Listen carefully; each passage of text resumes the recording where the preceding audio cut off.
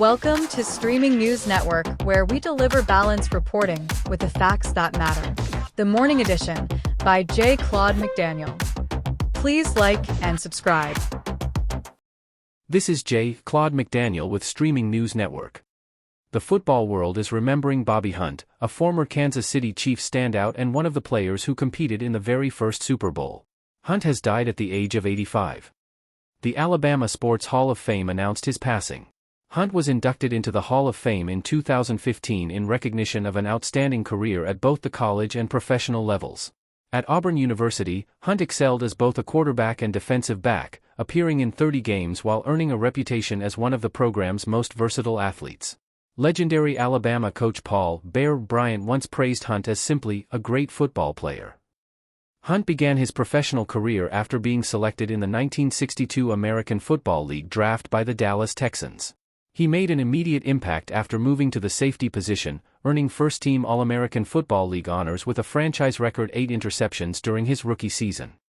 After winning the 1962 American Football League championship, the Texans relocated to Kansas City in 1963 and became the Chiefs. Hunt would go on to help establish the foundation of one of professional football's most storied franchises and later played in the inaugural Super Bowl. Bobby Hunt is remembered not only for his athletic accomplishments but also for his lasting contribution to the history of professional football. This is Streaming News Network. Federal and state officials are investigating a series of cyberattacks targeting water and wastewater facilities in Minnesota, with cybersecurity experts saying there is moderate confidence that Iranian hackers may be responsible.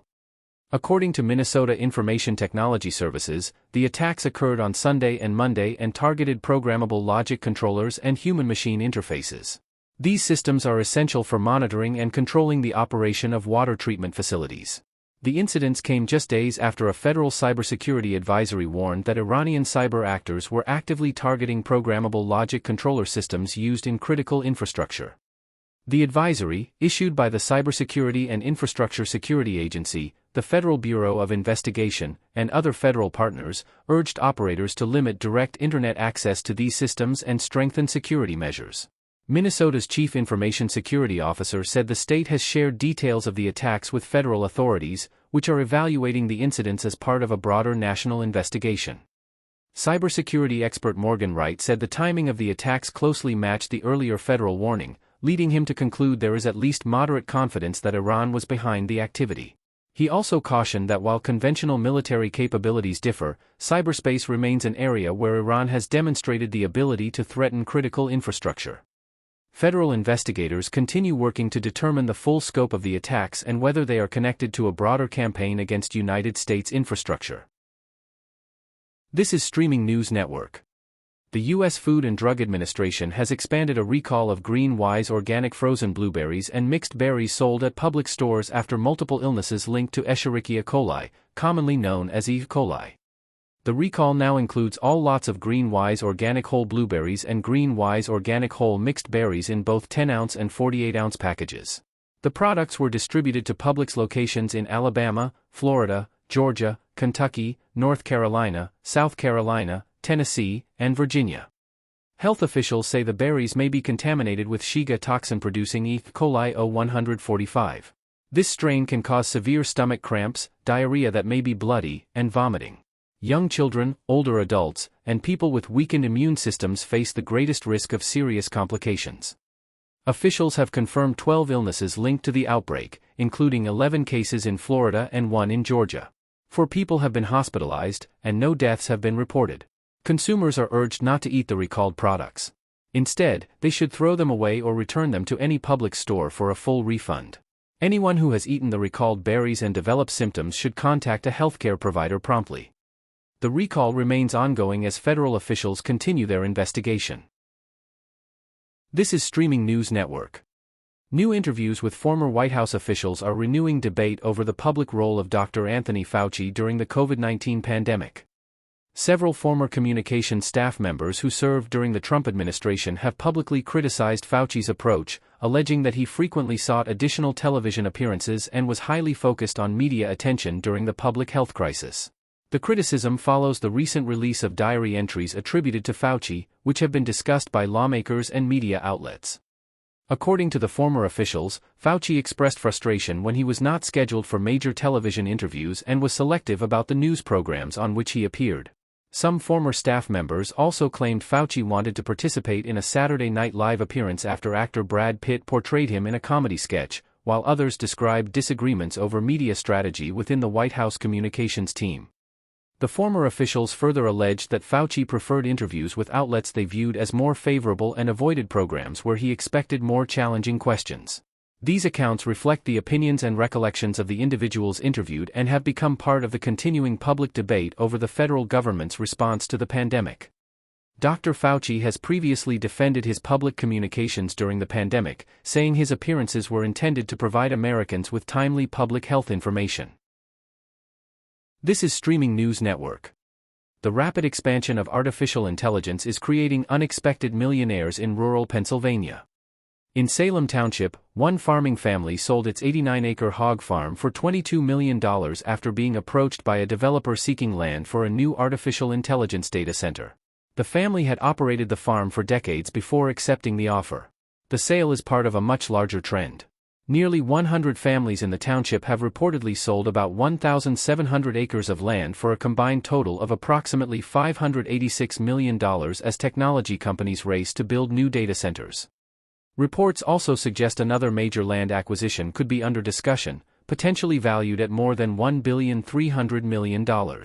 While many landowners are benefiting financially, questions remain about the long-term impact these facilities may have on nearby communities. Data centers require significant electricity, water, and communications infrastructure, leading some residents to raise concerns about environmental resources and future development. Recent research examining communities with data centers found that nearby home values have generally remained strong and, in some cases, increased. Researchers caution, however, that the growth may be driven by existing infrastructure and economic investment rather than the data centers themselves. As demand for artificial intelligence continues to grow, rural communities across the country may find themselves at the center of one of the largest land development booms in decades. This is Streaming News Network. A small town in southeastern Colorado has officially been declared abandoned after all of its elected officials resigned, leaving residents without a functioning local government during an ongoing drinking water crisis. The Colorado Secretary of State announced that the town of Hartman no longer met the legal requirements to operate as a municipality after its remaining board trustees stepped down in January. The resignations followed months of political turmoil, including public disputes and a physical altercation after a town meeting. State officials said the town had been unable to conduct elections, manage public business, or maintain its water system. Residents had been under a boil water advisory for months, and officials reported that the town's water treatment system was no longer providing safe drinking water. A state hearing examined whether Hartman should be dissolved, and officials ultimately concluded that abandonment was the only legal path to restore essential services. The decision allows Prowers County to assume responsibility for the town's roads and to transfer ownership of the water infrastructure to an organization capable of restoring safe water service. Hartman had previously received more than $1 million in grant funding for water system improvements, but with no functioning local government, those projects could not move forward. While some residents opposed the decision, state officials said dissolving the town offered the best opportunity to address the public health emergency and restore critical services. This is Streaming News Network. A newly published report has brought attention to Maine Democratic Senate nominee Troy Jackson and his longtime partner, Lana Pelletier, after genealogical records reportedly indicated the two are second cousins. According to the report, Jackson and Pelletier share the same great-grandparents through different branches of the Pelletier family. The couple, who grew up together in the small northern Maine community of Allagash, have been together for decades and have 2 adult sons. The report notes that marriages and relationships between second cousins are legal in Maine and are not prohibited under state law. It also points out that such family connections have historically occurred among some public figures and in smaller communities. The disclosure comes shortly after Jackson was selected as the Democratic nominee for the United States Senate. Party leaders turned to the former Maine Senate president after the previous Democratic nominee suspended his campaign following allegations of sexual assault. The former candidate denied the allegations while announcing his withdrawal from the race. Jackson accepted the nomination, calling it the honor of his life, and urged voters to support his campaign ahead of November's election. He is scheduled to face incumbent Republican Senator Susan Collins in the general election as voters decide who will represent Maine in the United States Senate. This is Streaming News Network. A New Jersey law that granted early prison releases during the COVID-19 pandemic is receiving renewed attention after several inmates released under the program were later charged with or convicted of homicide.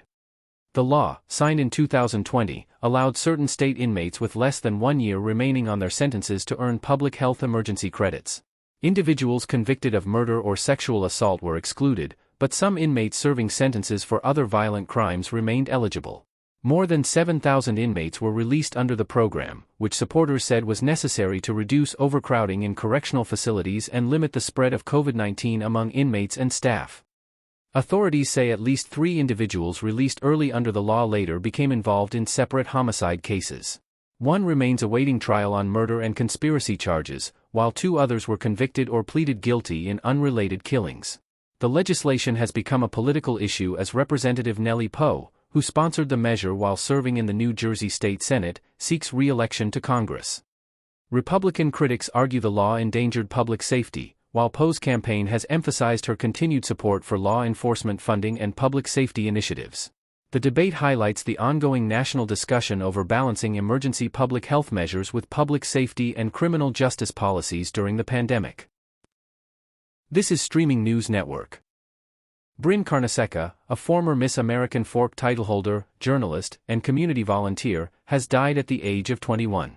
Her family has said she died by suicide. Carnesecca was preparing to compete in the Miss Provo pageant later this summer and had earned the Miss Congeniality Award at the Miss Utah competition in 2025, along with recognition for her piano performance. A graduate of American Fork High School and a student at Brigham Young University, she also founded Envelopes of Hope, a pen pal program connecting volunteers with incarcerated individuals. Through the initiative, she encouraged compassion, understanding, and meaningful human connection. Her work as a journalist appeared in several Utah publications, reflecting her passion for storytelling and serving her community.